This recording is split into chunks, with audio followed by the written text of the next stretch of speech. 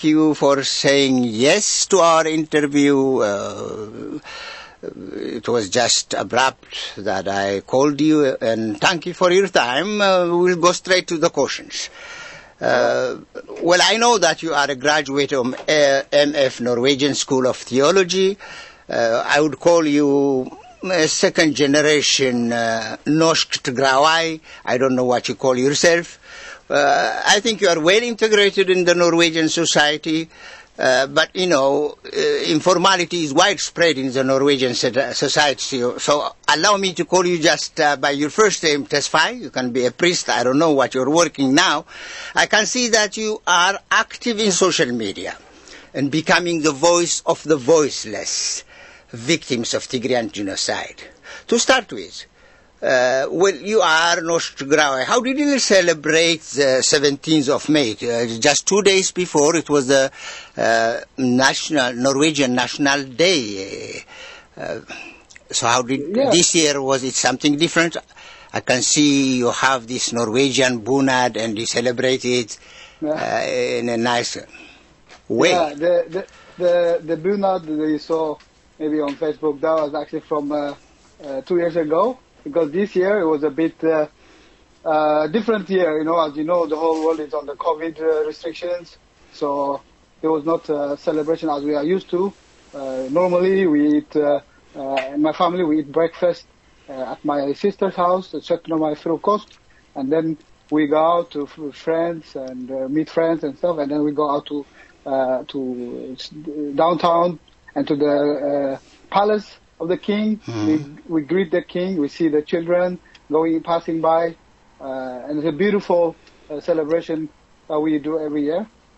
We meet friends, we go out and eat and stuff like that. But this year was a bit different, of course, because even last year was like that because of the corona, and the weather was not so good either. So, but we still celebrated. We dressed up and we ate nice food at home with the family. And we celebrated it from there. So, okay. Yeah. Well, now I'm going to be a bit, modern Norway, of course, is characterized by high level of welfare, gender equality, economic stability, what have you. We cannot compare it with our origin from Tigray or Ethiopia. I suppose when you celebrate 17th May, this National Day, you celebrate democracy, justice, and welfare state, and also maybe you are from Tigray, and we know what is going on in Tigray. And what wishes, hopes did you ponder on that day? Maybe on the days around. Did you think about Tigray when you were celebrating 7 May or 17th, the National Day of the Norwegians? Oh yes. I mean, I think about Tigray every day, every minute now, because the genocide that's going on there, it's not only about those who are there who are suffering. It's actually attack on us. It's like me. I as a Tigrayan, I'm actually under threat because it's a genocide. It's about Tigrayan is actually doomed by some forces to disappear or to just to be exterminated. So it's a threat on me personally, but also my brothers, my sisters, literally are threatened every day. I don't know from day to day, from minute to minute, if they are being killed, if so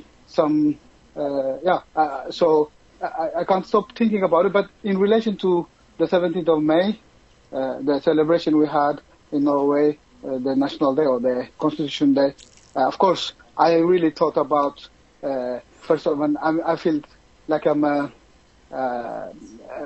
so lucky, so blessed to be in this country. Not only the economical, the welfare or the benefits of the material stuff, but the freedom, that I'm free. I'm not threatened.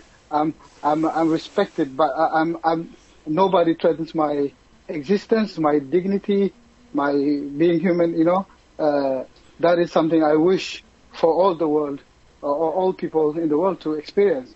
And especially when it comes to Tigray, I was thinking, what is the difference? How are they like Norway? What can we learn from Norway? of course, I'm hopeful, and I believe that this thing will turn out for good. God will help us, and Tigray will prevail, and we will build a new, maybe a new nation, or somehow, on the old nation that is 3,000 years old civilization. And I was thinking, what can we learn from? Why is Norway like it is? Why are we enjoying this freedom, all this good stuff, and why is it happening like that in Tigray and around that area? And I was thinking about how actually the Tigrayans are in some sense similar to Norwegians, because they are hardworking people. They are serious people. They are very they have pride, and they are not. They are actually I don't. But of course there are differences also. But I was pondering about that, and I hope I can also maybe bring some kind of experience from Norway to Tigray someday. Thank you, Tesfay. Okay, now can I call you a second generation Tigrawi? When were you born here? I don't think you were born here. But no, I came when how I was old did you come to Norway? I was 9 when I came, so I'm not. You were only 9, and how old are you now? Now I'm 41. 41, so yeah, you are a Norwegian second generation. I can safely say that.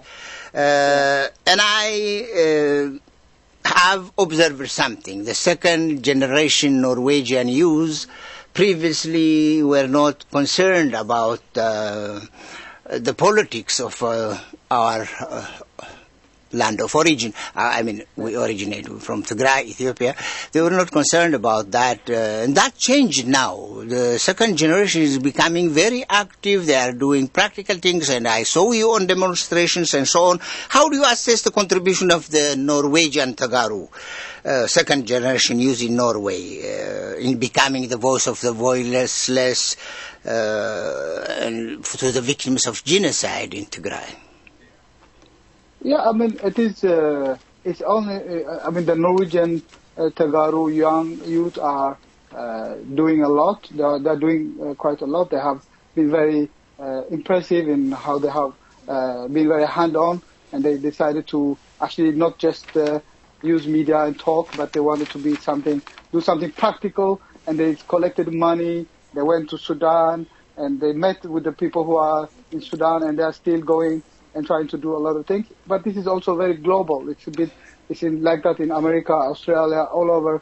And I think it's something to do with the problem, because this is a threat on us as a ethnic group, as Tigrayans, So I think the threat is you can feel it in yourself, because you yourself, as a person from that origin, are threatened. So and because the war, the things that are happening, that's the injustice, the evil is so horrendous. It's just unimaginable, So people feel like they have to do something, and it's actually good for us to do these things because it's a therapy for us. So it's the genocide that made you so. You were aware, and that's what motivated the youth to participate wholly. Yeah, the unjust attack on civilians, on innocent people, the atrocities, and indiscriminately killing young people, raping young girls. If you were there, and we have systems. You know why I asked you to testify this? Because when the Abiy Ahmed was here to have this Nobel Prize, imagine we were only 8 or 10 Tegaru who was opposing. And now we are in hundreds. Maybe you had given Abiy benefit of doubt. Do you remember that? I did. I mean, it was. We were very. I mean, as Tigrayans, we were happy for some new blood to come in and to take. Because it was a burden on Tigrayans because there was always this stigmatization saying that Tigrayans are in power and stuff like that. So for many Tigrayans, it was a relief that somebody from some other, because even though the prime minister before also was not Tigrayan, but still there was this stigmatization and claiming that Tigrayans who are a minority are doing a lot of having so much power and stuff like that. So it was something we just were happy for, because to have a peaceful transition of power and to have something that, because democracy doesn't happen overnight. It takes time, and it needs to mature, and we thought that was one despite the fact that the previous prime minister said that all the things he did was in belief, and that he believed in them, and that he doesn't regret. Always the blame was on us Tegaru. I'll go just jump to do. I have seen you coordinating these demonstrations. You are very active, and thank you for that. But how do you assess the stand of the Norwegian government as a Norwegian? The response some Tegaru Norwegians, the response we got from the Norwegian government. What I think is that unlike the European Union, Norway still has development cooperation with Ethiopia in many areas: climate change, humanitarian aid, good governance, education. I don't mean they have to stop everything, but at least shouldn't they do something to pressure the Nobel Prize winner who has turned a world lord? What is your opinion? My opinion is actually Norway has a big responsibility. Even though the Nobel Peace Committee is not governmental, it is a free thing, but still it's Stortinget who elects those people, and when Norway has given the Nobel Peace Prize, and in that sense giving him all this credibility prematurely, obviously, then there is a big responsibility I think Norway should feel. And maybe that's exactly why they are a bit reluctant to actually see him for who he is, and see that for who, because then they have to admit that they had made a big mistake, a blunder, and it's a bit too hard to swallow to accept that, okay, we have made a big mistake again. We're giving out the Nobel Peace Prize to somebody who obviously didn't deserve it, who didn't make peace but actually made war.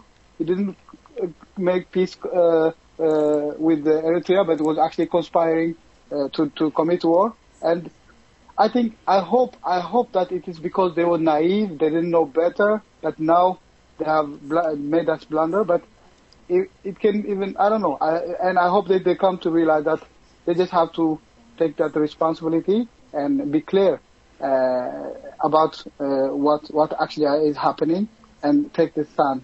Like the America is doing in a sense, and European Union is doing. Yeah, so I think we must follow. I mean, we should call again and again the Norwegian parties and the Norwegian government to sanction Ethiopia if it follows, in such a condition. Just like obviously Norway is not a member of the European Union, but. But now I will just. Do you have any other thing to add? I think we like you said, we have to continue and pressing on, and also maybe start to engage also the public, the Norwegian public, because you see they can be very active. You see that what's happening in Israel and Palestine, and they're very vocal, very active, very up and so we can demand that also. The Norwegian society, all the political parties, be more active about that. Well, do you think this Israel-Palestinian case will, be a disadvantage to the Tigrayan issue that will be forgotten because the world will focus on the Israelo-Palestinian war and conflict? Yeah, it can have some that effect to that somehow, but we don't have to make it. We can make sure that that doesn't happen, so I think it can have, because I don't know, somehow Israel and Palestinian issues, they get very much attention. It's very hard to explain why, but they are used to this case. They know it from most of them have grew up with this problem. So maybe it's very familiar for them, or there are many good advocates for that case. But our case is also very important and a serious case, and we are actually benefiting the people by making them do something about this, because they will regret it. They will see we are helping them not regret stopping a genocide, because later on they will say that they should have done more. They should have done this. They should have done that. But now we are helping them to do the right thing in the right time. And now I'm going to a very, very, very sensitive question, and I must be careful. Radio Marab is independent and respects, in fact, all. We respect all religions as such, but many observers say that Ethiopian and some Eritrean followers of the Protestant church, you are a Protestant evangelical church, if I'm correct, they support Abiy Ahmed, and maybe, I don't know, out of the thinking that he is also a Protestant. At this juncture of globally acknowledged genocide, there are many who deny that genocide is not being conducted. What's your opinion as a theologian? What message do you have to all Christians, regardless of their congregation? There are also Orthodox Christians that do the same in Ethiopia, and others that support Abiy. But specifically, we see a sort of pastors in Ethiopian areas who are outspokenly cadres of the Prosperity Party. And there are people who say that that's linked with the prosperity evangelism and so on. What's going on? What's your opinion? You are versed in theology, I know, and you are working in it, and you are studying more theology that I know. So what's your opinion? Yeah. It's very complex. It's a lot of things first of all and foremost, for me personally, it's very sad. It's very heartbreaking, because people you have worshipped with and served with, you have seen as brothers and sisters who are brothers and sisters in the faith, become so attached to some dictator who is committing genocide, and who's threatening your very existence, your families, and your very existence. And it's very hard to fathom, to understand, but there are many types of, there are many sides to it, or many levels to it, I think, for me, as I try to reflect and to think about it. First and foremost, it's not a new thing, this is typical. I mean, even when Jesus was, what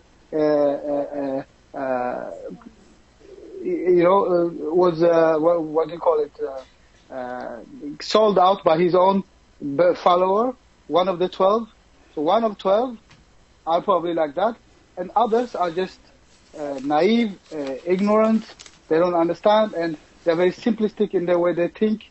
And there are also many false teachers and false prophets, and that's not a surprise either. It's very biblical.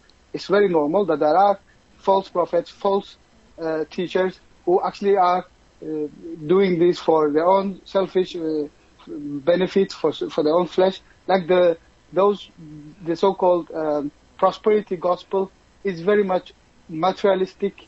It's about making success and material success and benefiting here on earth, while the faith is not talking about at all.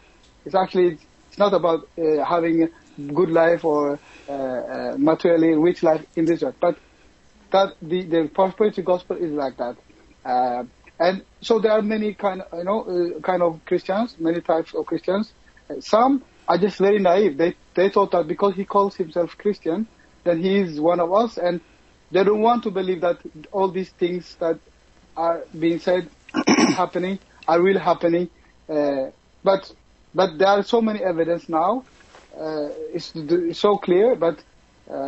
And I guess there are many who regret and feel bad inside, but they don't know how to come out and to to take a stand, but the leadership is the one that is responsible. For me, those who are in the leadership position, they have to take a stand with justice, with civilians, and be bold and come out and say that this is wrong. We never thought that this was what's happening. We didn't think that was what's going on. Now that we see it, we condemn it. We cannot justify it in any sense. So, it's very sad. It's very sad, but it's not a surprise in a sense. And there are religious people who do not support Abiy, but pious as they are, they think now we are in a doomsday. It's a doomsday, and this was, in fact, it is there in the Bible. It's nothing. It's not surprising. So, would this affect the struggle that we have to create awareness of the genocide and to stop materially? How do you relate them? How do you equate these two things? I mean, it's nobody knows the doomsday or when the end. It's not. It's even Jesus says he himself does not know the time or the hour. It's not for us to